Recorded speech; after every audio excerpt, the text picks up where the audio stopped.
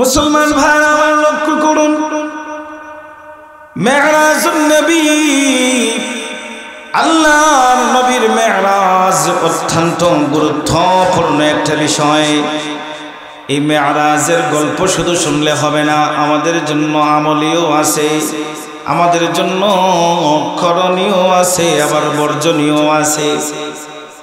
আগে শুনুন, এই পৃথিবীর মধ্যে আল্লাহ রাব্বুল আলামিন 1,24,000 পয়গম্বর অথবা 2,24,000 পয়গম্বর পাঠিয়েছেন। সমস্ত নবী রাসূলগণের মধ্যে থেকে আমার আপনার নবী হলেন সর্বশ্রেষ্ঠ নবী। সুবহানাল্লাহ। আমাদের নবী কি সর্বশ্রেষ্ঠ এবং সম্মানিত নবী। প্রত্যেক নবী রাসূলকে আল্লাহ রাব্বুল আলামিন ওহী দিয়েছেন এবং প্রত্যেক নবীর সুমহান চরিত্র আল্লাহ রাব্বুল আলামিন দিয়েছেন। সকলের চরিত্র ভালো ছিল এবং প্রত্যেক নবীকে আল্লাহ রাব্বুল আলামিন জ্ঞান দান করেছেন। এক হলো ওহী, আরেকটা হলো কি সৎ চরিত্র, আরেকটা হলো কি মুআজিজা, আরেকটা হলো কি মুআজিজা। এক হলো ওহী, প্রত্যেক নবীকে আল্লাহ ওহী দিবেন। 2 নম্বরে সৎ চরিত্র দিবেন, 3 নম্বরে মুআজিজা দিবেন। এই জন্য এক এক নবীর কিছু কিছু মুআজিজা বৈশিষ্ট্য ছিল। মূসা আলাইহিস সালামের বৈশিষ্ট্য ছিল ওনার হাতের লাঠিটা, লাঠি যখন মাটিতে ছাড়তেন লাঠিটা মুহূর্তেই সাপ হয়ে যেত। সুবহানাল্লাহ। ঈসা আলাইহিস সালামের মুআজিজা ছিল মৃত ব্যক্তি, কবরের মধ্যে কেউ আছে, সামনে কবর, তিনি যখন বলতেন কুম বিইজনিল্লাহ, আল্লাহর হুকুমে দাঁড়াও, তখন কবর থেকে মুর্দেগান দাঁড়িয়ে যেত। সুবহানাল্লাহ। ঠিক তেমনি ভাবে আমাদের নবীজির মুআজিজা ছিল। আমাদের নবীজিকে যে মুআজিজা দেওয়া হয়েছে এর মধ্যে একটি মুআজিজা, এমন মুআজিজা, এমন সম্মান, যে সম্মানটা দুনিয়ার অন্য কোন নবী রাসূলকে দেওয়া হয় নাই, এমন বৈশিষ্ট্য অন্য কোন নবী রাসূলগণকে দেওয়া হয় নাই, শুধুমাত্র আমার আপনার নবীকে দেয়া হয়েছে। সেটা হলো মেরাজুন নবী। জুড়ে বলেন সুবহানাল্লাহ। আল্লাহ তাআলা মূসা আলাইহিস সালামের সাথে কথা বলেছেন তুর পাহাড়ে। এভাবে হযরতে ইব্রাহিম আলাইহিস সালামকে জিবরাইলের মাধ্যমে আল্লাহ তাআলা কথা বলেছেন যখন ইব্রাহিম আলাইহিস সালাম নমরুদের আগুনের মধ্যে ছিলেন। কিন্তু সরাসরি ভাবে দুনিয়ার জমিন থেকে শুধুমাত্র আমার আপনার নবী বিশ্বনবী মুহাম্মদুর রাসূলুল্লাহ সাল্লাল্লাহু আলাইহি সাল্লামকে আল্লাহ তাআলা স্বজ্ঞানে সশরীরে আল্লাহর দিদারের সুযোগ দিয়েছিলেন। এই সৌভাগ্য অন্য কোন নবীর হয় নাই, আমাদের নবী হয়েছেন। এই জন্য আমাদের নবী অন্যান্য কিছু কারণেও শ্রেষ্ঠ, মেরাজের কারণেও আমার নবীজির শ্রেষ্ঠত্ব এবং সম্মান বোঝায়। জোরে বলেন ঠিক কি না? মেরাজুন নবী, আল্লাহ তাআলা এই সম্পর্কে কোরআনে কারিমের সূরা বনী ইসরাঈলের প্রথমেই আল্লাহ তাআলা বলেছেন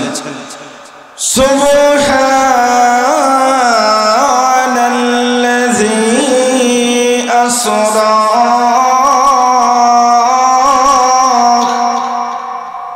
বিআবদিহি লাইলাম মিনাল মাসজিদিল হারাম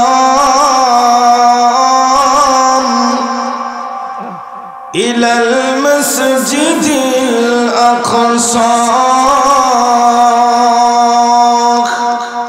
আল্লাহ রাব্বুল আলামিন বলেন, পবিত্র মহিমাময় সত্তা তিনি, যিনি তার বান্দাকে মসজিদে হারাম থেকে মসজিদে আকসা পর্যন্ত ভ্রমণ করিয়েছেন। আল্লাযী বারাকনা হাওলাহু লিনুরিয়াহু মিন আয়াতিনা। ওই সময়ে আল্লাহ তাআলা চতুর্দিকে বরকত দিয়ে ভরপুর করে দিয়েছিলেন। কেন? লিনুরিয়াহু মিন আয়াতিনা, আল্লাহ তাআলার কুদরতের নিদর্শনগুলো দেখানোর জন্য। এই আয়াতের শুরুতেই আল্লাহ তাআলা সুবহান আশ্চর্যজনক শব্দ ব্যবহার করেছেন। এর দ্বারা মুফাসসিরিনে কেরাম বলেন যে মেরাজ যে সত্য স্বজ্ঞানে সশরীরে হয়েছে সুবহানের দ্বারাই বোঝা যায়, আর না হলে আল্লাহ তাআলা এখানে সুবহান এই শব্দটাকে ব্যবহার করতেন না। কারণ আশ্চর্যজনক, এভাবে এই সুবহানের দ্বারাই বোঝা যায় যে মেরাজ হলো আশ্চর্যজনক রাত্রের কিছু অংশে, লাইলান রাতের কিছু অংশ, এটা নাকেরা অনির্দিষ্ট নির্ধারণ করে আল্লাহ তাআলা পরিপূর্ণ রাত বলেন নাই। আল্লাহ তাআলা বলেছেন রাতের কিছু অংশে আল্লাহ তাআলা তার বান্দাকে মসজিদে হারাম থেকে মসজিদে আকসা, বাইতুল্লাহ শরীফ থেকে ফিলিস্তিনে অবস্থিত মসজিদে আকসা পর্যন্ত ভ্রমণ করিয়েছেন। চারদিকে আল্লাহ তাআলা বারাকাত দিয়ে ভরপুর করে দিয়েছেন, আল্লাহ তাআলার কুদরতের নিদর্শনগুলো দেখিয়েছেন। এরপরে মসজিদে আকসা থেকে নিয়ে এক এক করে 7 আসমান পাড়ি দিয়ে বাইতুল মামুর, সিদরাতুল মুনতাহা, আরশ, কুরসি, আল্লাহ তাআলার সরাসরি দিদারের সুযোগ আমার আপনার নবীকে দিয়েছেন। সুবহানাল্লাহ। মুসলমান ভাইরা আমার লক্ষ্য করুন, কেন আল্লাহ রাব্বুল আলামিন আমার আপনার নবীকে এই সম্মানটা দিয়েছেন, কেন দিয়েছেন, এই বিষয়টা আমাদের জানা দরকার। কেন আল্লাহ তাআলা সম্মান দিলেন? এর একটি কারণ হলো এই পৃথিবীর মধ্যে যত নবী রাসূল এসেছেন, আল্লাহ পাক রব্বুল আলামিনের কাছে সবচেয়ে প্রিয় এবং মহব্বতের হলেন আমার আপনার নবী। সবচেয়ে বেশি মহব্বতের এবং ভালোবাসার হলেন কে? আমার আপনার নবী। মুসলমান ভাইরা আমার, মেরাজের ঘটনা, আল্লাহর নবী হিজরতের আগে এই মেরাজের ঘটনা সংগঠিত হয়। ওই সময়গুলো আল্লাহর নবীর জন্য বড় কষ্টের সময় ছিল। যে সময়ে আল্লাহ রাব্বুল আলামিন মেরাজের আহ্বান করেছেন, ওই সময়টা আল্লাহর নবীর অনেক পেরেশানিতে ছিল, অনেক দুশ্চিন্তায় নবীজি ছিলেন। কেন দুশ্চিন্তা ছিল? এর কারণ কি? জন্মের পরে আল্লাহর নবী বিশ্বনবী নিজের আব্বা আব্দুল্লাহকে আব্বা বলে ডাকতে পারেন নাই। আমার নবীজি যখন মায়ের পেটে 2 মাসের বাচ্চা, ওই সময়ে আল্লাহর নবী রাহমাতুল আলামিনের আব্বা জান দুনিয়া থেকে বিদায় নিয়ে চলে গেলেন। আব্বা যখন দুনিয়া থেকে বিদায় নিয়ে চলে গেলেন, মা হলেন একমাত্র আপনজন। মায়ের নাম হলো কি? আমেনা। নবীজির বয়স যখন 6 বছর হয়েছে, তখন আল্লাহর নবীর মা আমেনা দুনিয়া থেকে বিদায় নিয়ে চলে গেলেন। যাকে আল্লাহ রাব্বুল আলামিন এত সম্মান আর এত মর্যাদা দিয়েছেন, ওই নবী জন্মের পরে আব্বা বলে ডাকতে পারলেন না। 6 বছর বয়সে মাকেও হারাইলেন, বাবাও নাই, মাও নাই। এই সমাজের মধ্যে যদি কারো মা না থাকে, বাবা না থাকে, সে বুঝতে পারে তার দিনটা কেমন যায়। যার মা নাই, বাবা নাই, সে জানে তার সময়টা কেমন যায়। অন্যান্য ছেলেরা খেলাধুলা করে, খেলাধুলা করার পরে তাদের মা তাকে নেয়ার জন্য আসে, বাবা তাদেরকে নেওয়ার জন্য আসে। কিন্তু আমার নবী, বিশ্ব নবী রাহমাতুল লিল আলামিন, উম্মতের দরদি নবী মুহাম্মদুর রাসূলুল্লাহ সাল্লাল্লাহু আলাইহি ওয়াসাল্লাম অন্যান্য মানুষের চেহারার দিকে তাকায় থাকেন আর মনে মনে বলেন, রে আজকে যদি আমার আব্বা থাকতেন, আমাকেও হাতে ধরে হাঁটাইতেন। আর যদি আমার মা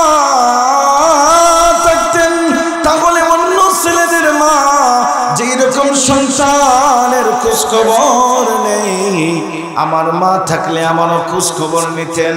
6 বছর বয়সে নবী একেবারে অসহায় হয়ে গেলেন। আল্লাহর নবী লালিত পালিত হলেন দাদা আব্দুল মুত্তালিবের কাছে। আল্লাহর নবী বিশ্বনবী রাহমাতুল লিল আলামিনের বয়স যখন 12 বছর হলো, 12 বছর বয়স যখন হয়েছে, আল্লাহর নবী আদরের দাদা আব্দুল মুত্তালিব মা হারা বাবা হারায় সন্তানটাকে দাদা বড় মহব্বত করতেন, দাদা বড় ভালোবাসতেন, সব সময় খোঁজ খবর নিতেন। আমার নবীর বয়স যখন 12 বছর হলো, আল্লাহর নবীর আদরের দাদা আব্দুল মুত্তালিব দুনিয়া থেকে বিদায় নিয়ে চলে গেলেন। নবীজি আর একটু অসহায় হয়ে গেলেন। এখন নবীজির কি অবস্থা হবে? মুসলমান ভাইরা আমার, মনোযোগ দিয়ে শুনেন। হয়তো কারো জন্য জীবনের শেষ ওয়াজ হইতে পারে, এমনও হতে পারে আগামী বছর এই মাহফিলে আপনি উপস্থিত থাকবেন না। অনেক মানুষ গত বছর ছিল, আজ নাই। ডানে বামে তাকাইলে দেখা যায় ওরা কবরের মধ্যে শুয়ে আছেন। যে কোনো মুহূর্তে আমাদেরও মৃত্যুর ডাক আসতে পারে। জেলে বলেন ঠিক কিনা? এই জন্য মুসলমান ভাইরা আমার, মনোযোগ দিয়ে শুনুন। আব্দুল মুত্তালিব আল্লাহর নবীকে 12 বছর বয়স পর্যন্ত এত লালিত পালিত করলেন, আদর সোহাগ করলেন, ভালোবাসলেন। কিন্তু 12 বছর বয়স যখন হয়ে গেল, আল্লাহর নবীর দাদা আব্দুল মুত্তালিব দুনিয়া থেকে বিদায় নিয়ে চলে গেলেন। আল্লাহর নবী লালিত পালিত হলেন। এর পরবর্তীতে চাচা আবু তালেবের কাছে। আবু তালেব মক্কার ওই সময়ের সর্দার ছিলেন, বড় প্রভাবশালী ছিলেন। কাফের বেঈমানরা আমার আপনার নবীকে নানান ভাবে নির্যাতন করেছে, নানান ভাবে কষ্ট দিয়েছে। চাচা আবু তালেব জীবিত থাকার কারণে বেঈমান মুনাফিকরা চাচার কারণে ভাতিজার কোনো ক্ষতি করতে পারে নাই। মুসলমান ভাইরা আমার, চাচা আবু তালেব আল্লাহর নবী বিশ্বনবী রাহমাতুল লিল আলামিনকে লালন পালন করেন, সর্ব বিষয়ে খোঁজ খবর নেন। এক রকমের পরিপূর্ণ অভিভাবকের দায়িত্ব আবু তালেব পালন করেন। আবু তালেব জীবিত অবস্থায় কোনো কেউ আল্লাহর নবীর উপর কোনো টর্চার করতে পারে নাই, কোনো রকমের কষ্ট দিতে পারে নাই, কোনো রকমের নির্যাতন করতে পারে নাই। আবু তালেব ছিলেন ওই সময়ের একজন গুরুত্বপূর্ণ ব্যক্তি।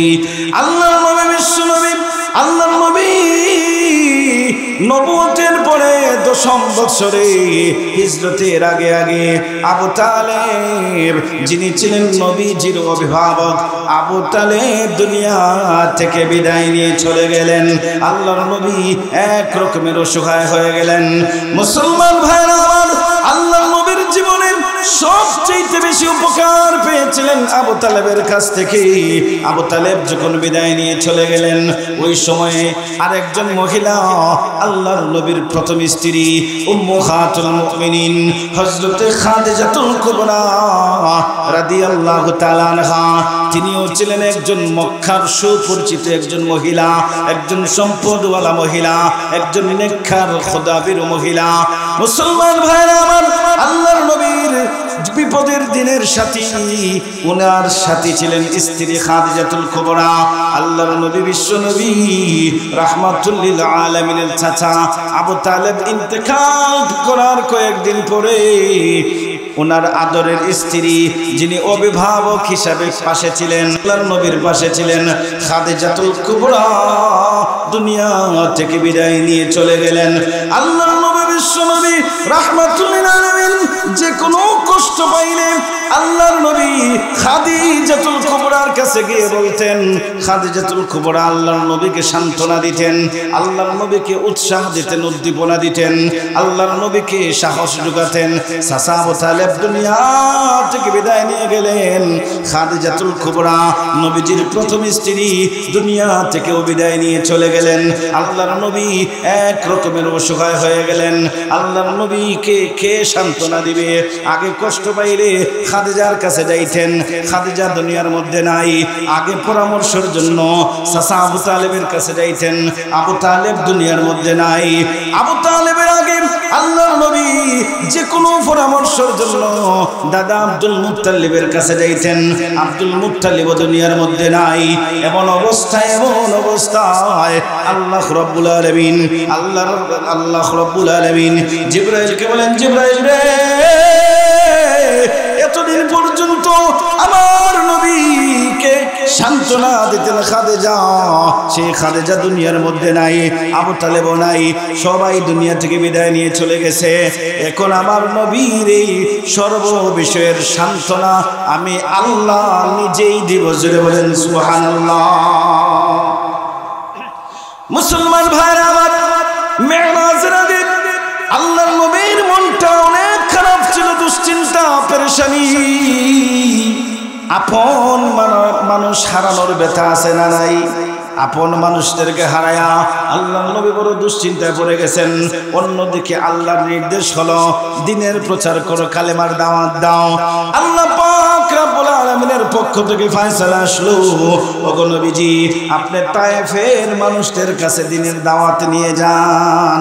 মুসলমান ভাইরা আমার, আল্লাহর নবী একদিন দুই দিন নয়, তায়েফের মানুষের কাছে কোরআনের দাওয়াত দেওয়ার জন্য, ইসলামের দাওয়াত দেওয়ার জন্য আল্লাহর নবী যখন তায়েফের মানুষের কাছে গেলেন, তায়েফের মানুষগুলো আল্লাহর নবীকে চিনল না, আল্লাহর নবীকে গুরুত্ব দিল না।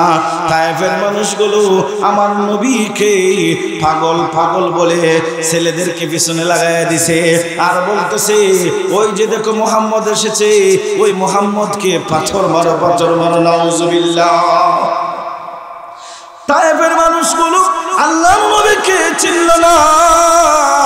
আল্লাহর নবীকে না চিনার কারণে আল্লাহর নবীর উপর তায়েফের মানুষেরা পাথর নিক্ষেপ করল। যেই নবীর শরীরে আল্লাহ তাআলা মশা মাছিকে বসা হারাম করেছেন, ওই নবীর শরীর থেকে টপ টপ করে রক্ত পড়ে। আমার নবীর শরীর থেকে যখন রক্ত পড়ে, জিবরাইল আলাইহিস সালাতু ওয়াস সালাম আল্লাহর নবীর কাছে এসে বলেন, ওগো নবীজি আপনাকে তায়েফের মানুষগুলো পাথর মেরে রক্ত আপনার শরীর থেকে জড়াইতেছে। ওগো আল্লাহর নবী, আল্লাহ রাব্বুল আলামিন বলেছেন কেউ যদি আপনাকে কষ্ট দেয় আল্লাহ নিজেই কষ্ট পান, কারণ কেউ আপনাকে কষ্ট দিলে আমার আল্লাহ সহ্য করতে পারেন না। ওগো আল্লাহর নবী, আল্লাহ পাক রব্বুল আলামিনের পক্ষ থেকে ফয়সালা এসেছে। আল্লাহ রব্বুল আলামিন বলেন, ও জিবরাইল, এই তায়েফের মানুষগুলো আমার নবীকে পাথর মেরে রক্ত জড়াইতেছে। ও জিবরাইল, পাহাড়ের ফেরেশতা, যেই ফেরেশতা পাহাড়কে কন্ট্রোল করে, ওই পাহাড় কন্ট্রোল করে যেই ফেরেশতা, এই ফেরেশতাকে নিয়ে আমার নবীর কাছে যাও। আমার নবী যদি বলেন মুহূর্তের মধ্যে পাহাড়কে এনে তায়েফের বাসীদের উপরে ছেড়ে দেওয়া হবে, মুহূর্তেই তায়েফের মানুষদেরকে ধ্বংস করে দেওয়া হবে। মুসলমান ভাইরা লক্ষ্য করুন, আল্লাহর নবী বিশ্বনবী রাহমাতুল লিল আলামিনকে জিবরাইল বলেন, ওগো নবীজি তায়েফের মানুষগুলো আপনাকে কষ্ট দিয়েছে। ওগো আল্লাহর নবী, আপনি চাইলে মুহূর্তেই আল্লাহ তাআলা তায়েফের মানুষদেরকে ধ্বংস করে দিবেন। আমার সাথে পাহাড় কন্ট্রোল করার ফেরেশতা আমি নিয়ে এসেছি। ওগো আল্লাহর নবী, আপনি চাইলেই মুহূর্তেই তাদের ধ্বংস করে দেওয়া হবে। আল্লাহর নবী রাহমাতুল লিল আলামিন বলেন, ও জিবরাইল, আল্লাহ রাব্বুল আলামিন যেরকম রাব্বুল আলামিন গোটা জগতের লালন পালন করেন ওয়ালা, আসমান জমিন চন্দ্র সূর্য নক্ষত্র যা কিছু আছে সব কিছুর খালিক হলেন কে? আর জোরে বলেন কে? আল্লাহ নবী বলেন, আল্লাহ রাব্বুল আলামিন যেই রকম গোটা জগতের মালিক, গোটা জগতের জন্য রাব্বুল আলামিন আল্লাহ তাআলা আমাকে বানাইছেন। ওয়া মা আরসালনাকা ইল্লা রাহমাতাল লিল আলামিন। ও জিবরাইল শুনো, আল্লাহ রাব্বুল আলামিন আমাকে রাহমাতাল লিল আলামিন বানিয়ে পাঠিয়েছেন। আমি শুধু মুসলমানদের জন্য রহমত না, আমি গোটা মানব জাতির জন্য রহমত। আমি শুধু মানুষের জন্য রহমত না, আমি জিন্নাতের জন্য রহমত। আমি শুধু জিন্নাতের জন্য রহমত না, আমি ফেরেশতাদের জন্য রহমত। আমি শুধু জমিনের উপরে যা তাকে তার জন্য রহমত না, জমিনের নিচে যে প্রাণীগুলো আছে তার জন্য আমি রহমত। আমি শুধু সাগরের উপরে যে প্রাণীগুলো আছে তার জন্য রহমত না, সাগরের গভীর থেকে গভীরে যে প্রাণীগুলো আছে তার জন্য আমি রহমত। আমি শুধু জঙ্গলের বাহিরের পশু পাখির জন্য রহমত নয়, জঙ্গলের গভীর থেকে গভীরে যতগুলো প্রাণী রয়েছে সব কিছুর জন্য আমি রহমত। আমি শুধু আসমানের নিচে যারা আছে তাদের জন্য রহমত না, আমি হলাম আসমানের উপরে যতগুলো সৃষ্টি আছে প্রত্যেকটা সৃষ্টির জন্য আমি রহমত। না না ও জিবরাইল, না না, এই তায়েফের মানুষরা বুঝে নাই, তাদেরকে প্রতিশোধ নেওয়া যাবে না, তাদেরকে ধ্বংস করা যাবে না। এমন একটা সময় আসতে পারে এই তায়েফের মধ্যেই ঘরে ঘরে মুসলমান হয়ে যাবে। মুসলমান ভাইরা আমার, এই জন্য লক্ষ্য করে দেখা যায় কিছুদিন পরে তায়েফের মানুষগুলো দলে দলে মুসলমান হয়ে গেছে। তায়েফবাসীর থেকে কষ্ট পাওয়ার পরে আল্লাহর নবীর কষ্ট ভুলতে পারেন না। ওদিকে খাদিজাতুল কুবরা দুনিয়ার মধ্যে নাই, কে সান্ত্বনা দেবে? বিপদের দিনের সঙ্গিনী ছিলেন হযরত খাদিজাতুল কুবরা। আল্লাহর নবী বিশ্বনবী হযরত আয়েশা সিদ্দিকাকে লক্ষ্য করে বলেন, হে আয়েশা, তোমরা হলে আমার সুখের দিনের সাথী, আর খাদিজাতুল কুবরা হলো আমার বিপদের দিনের সাথী। আল্লাহর নবীর প্রিয়তমা স্ত্রী খাদিজা নাই, আল্লাহর নবী কার কাছে গিয়ে পরামর্শ চাইবেন? কে আল্লাহর নবীকে সান্ত্বনা দিবেন? চাচাও দুনিয়ার মধ্যে নাই। এই জন্য আল্লাহ রাব্বুল আলামিন বলেন, ও জিবরাইল, আমার নবীকে আমি আল্লাহ জমিনের মধ্যে রেখে নয়, সাত আসমান পাড়ি দিয়া আমার কাছে এনে আমার নবীকে আমি সান্ত্বনা দিব। জোরে বলেন আল্লাহু আকবার।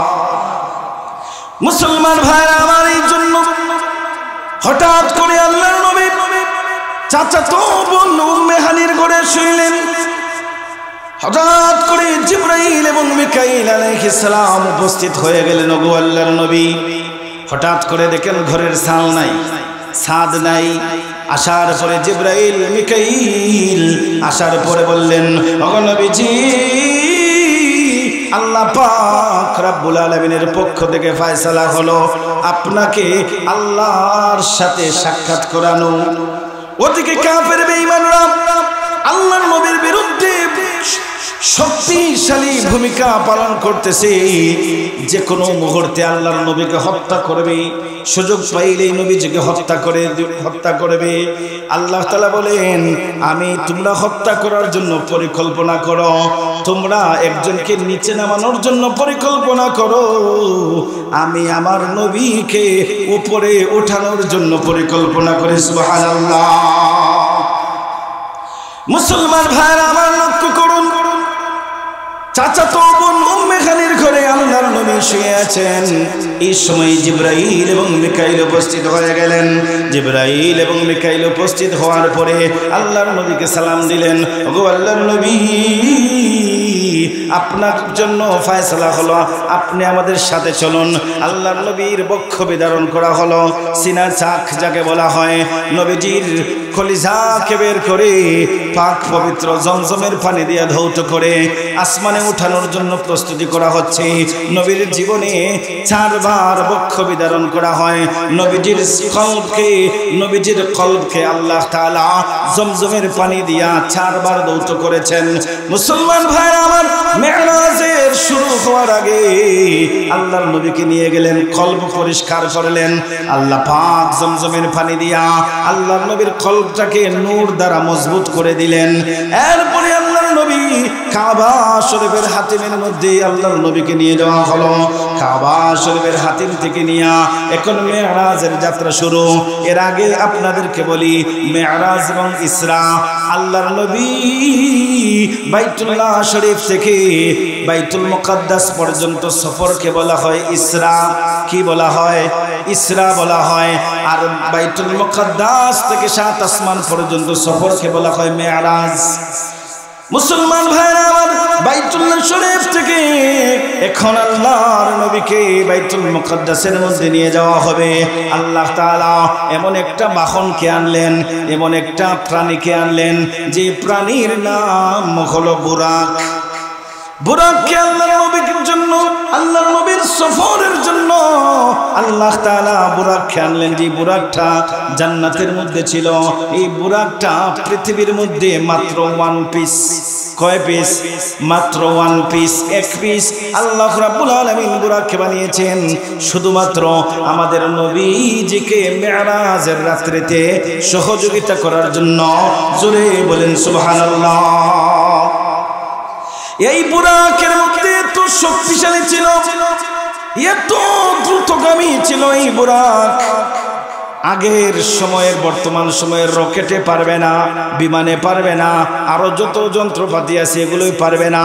আল্লাহ তাআলা এই বুরাককে এত শক্তি দিয়েছেন, যে জায়গার মধ্যে দৃষ্টি যায় সেই জায়গার মধ্যে বুরাকের পা যায়। জোরে বলেন সুবহানাল্লাহ। যেদিকেই দৃষ্টি, যেখানে দৃষ্টি শেষ সেই জায়গায় এক পা যায়। এত দ্রুতগামী। আল্লাহু আকবার। মুসলমান ভাইরা আমার, এই বুরাকের মধ্যে আমার নবীকে উঠাবেন। এখন বুরাক আল্লাহর নবীকে চিনে না, জানে না। বুরাক একটু মোড়ামুড়ি করে, বুরাক একটু মোড়ামুড়ি করে। জিবরাইল বলেন, ও বুরাক, তুমি কি জানো তোমাকে কি জন্য এখানে আনা হয়েছে? বুরাক বলে, না না, আমি তো জানি না। জিবরাইল বলেন, হে বুরাক, আল্লাহ রাব্বুল আলামিন তোমাকে যে কারণে সৃষ্টি করেছেন, আজকে সেই সৃষ্টির কাজে আসবে। হে বুরাক শোনো, আল্লাহর নবীর মেরাজের জন্য তোমাকে আল্লাহ তাআলা সৃষ্টি করেছেন। এই মুহূর্তে তোমার উপরে সওয়ার করবেন, তোমার উপরে তুমি সওয়ারি হবে, তুমি সওয়ারি হবে। আল্লাহর নবী তোমার উপরে উঠবেন। ওই সময় বুরাকের এমন অবস্থা, আনন্দে চিত্তে বুরাক যেন মুস্কি মুস্কি হাসতেছে। সুবহানাল্লাহ। এত খুশি হয়েছে বুরাক। আমার সৌভাগ্য যে আমার নবী আমার উপর হয়ে, আমার উপর সওয়ার হয়ে তিনি আল্লাহর দিদারের জন্য যাবেন। মুসলমান ভাইরা আমার, সফর শুরু হয়ে গেল। যাইতে যাইতে প্রাথমিক অবস্থায় আল্লাহর নবীর সামনে তিনটা জিনিস পাওয়া গেল। প্রথমে একজন বৃদ্ধা বয়স্কা মহিলা, বৃদ্ধা মহিলা আল্লাহর নবীকে ডাকে ডাকে। আল্লাহর নবীকে জিবরাইল বলেন, ওগো আল্লাহর নবী, এই বৃদ্ধা মহিলার দিকে আপনি তাকাবেন না, সামনের দিকে চলেন, সামনের দিকে আগান। সামনের দিকে আগানোর পরে দেখা যায় একজন বয়স্ক পুরুষ, বয়স্ক একজন পুরুষ ডাকে। আল্লাহর নবীকে জিবরাইল বলেন, ও জিবরাইল বলেন, ওগো নবীজি, আপনি ওই বয়স্ক পুরুষের ডাকে সাড়া দিবেন না, সামনের দিকে তাকান। এরপরে একটা কাফেলা, যে কাফেলা আল্লাহর নবীকে সালাম দিচ্ছেন, ওই সময়ে আল্লাহর নবীকে জিবরাইল বলেন, ওগো নবীজি, এই কাফেলা সালাম দিচ্ছে, আপনি সালামের জবাব দেন। আল্লাহর নবী বিশ্বনবী রাহমাতুল্লিল আলামিন জিবরাইলকে বলেন, ও জিবরাইল, প্রথম একজন মহিলা, বৃদ্ধা একজন মহিলা ডাকলো, ওই মহিলার ডাকে কেন আমাকে থামাইলা না? তখন আল্লাহর নবীকে জিবরাইল বলে, ওগো নবীজি, এই বৃদ্ধা মহিলা হলো দুনিয়া। এই বৃদ্ধা মহিলা কি? দুনিয়া। দুনিয়ার জিন্দেগি শেষ হয়ে যাচ্ছে, আর এটাই আখেরি জামানা। কিছুদিন পরেই কিয়ামত সংঘটিত হয়ে যাবে। এই দুনিয়া আপনাকে ডাকতেছে, আপনি যদি দুনিয়ার ডাকে সাড়া দেন তাহলে আপনার অনেকগুলো উম্মত দুনিয়াদার হয়ে যাবে, পথভ্রষ্ট হয়ে যাবে, ঈমানের কমতি হয়ে যাবে। আল্লাহর পক্ষ থেকে ফয়সালা হলো এই দুনিয়ার ডাকে আপনি সাড়া দিবেন না। 2 নম্বরে যে আল্লাহর নবী বলেন, ও জিবরাইল, যে বয়স্ক বৃদ্ধ একজন বয়স্ক মুরব্বী দেখলাম, কিন্তু ওই সময় তো তুমি আমারে থামাইলা না। আল্লাহর নবীকে জিবরাইল বলে, ওগো নবীজি, সেটা আর কেউ না, সেটা হলো ইবলিস, শয়তান। বৃদ্ধা বয়স্ক একজন পুরুষের আকৃতিতে আল্লাহ তাআলা দেখাইছেন। এই শয়তান আদম সন্তানের চিরন্তন শত্রু। এই শয়তান আপনাকে ডাকতেছে, এই শয়তানের ডাকে সাড়া দিলে আপনি বিভ্রান্ত হয়ে যাবেন। এই জন্য আপনাকে সেখানে থামানো হয় নাই।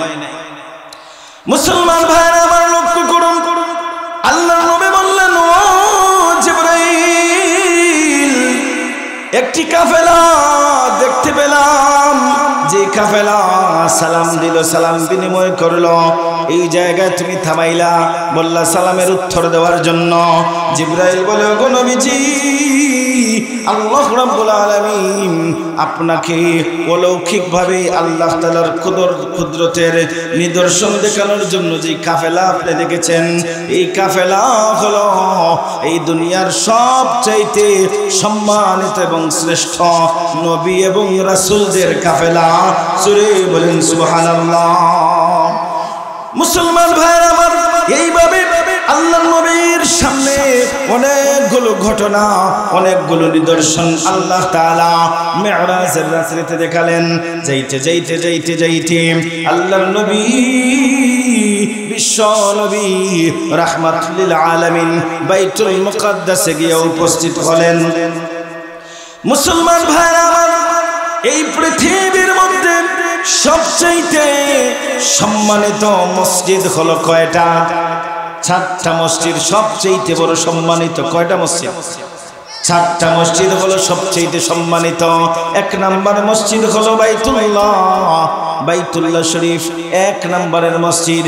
এই বাইতুল্লাহ শরীফের মধ্যে কেউ যদি 1 রাকাত নামাজ আদায় করে, 1 রাকাত নামাজের বিনিময়ে তার আমল নামায় 1 লক্ষ রাকাত নামাজের সওয়াব দেওয়া হয়। আর জোরে বলেন সুবহানাল্লাহ। মুসলমান ভাইরা আমার, 2 নম্বরে যে মসজিদের সম্মান, 2 নম্বরে যে মসজিদের মর্যাদা, সেই মসজিদ হলো মসজিদে নববী, মদিনা শরীফের মসজিদ। এই মসজিদের মধ্যে কেউ যদি 1 রাকাত নামাজ আদায় করে, 1 রাকাত নামাজের বিনিময়ে আল্লাহ তাআলা 50,000 রাকাত নামাজের সওয়াব তার আমল নামায় দান করেন। জোরে বলেন সুবহানাল্লাহ। 3 নম্বরে যে মসজিদের সম্মান, এই মসজিদ হলো মসজিদে আকসা, ফিলিস্তিনের মধ্যে অবস্থিত। এই মসজিদের মধ্যে কেউ যদি 1 রাকাত নামাজ আদায় করে, 1 রাকাত নামাজের বিনিময়ে 25,000 রাকাত নামাজের সওয়াব তার আমল নামায় দেওয়া হয়।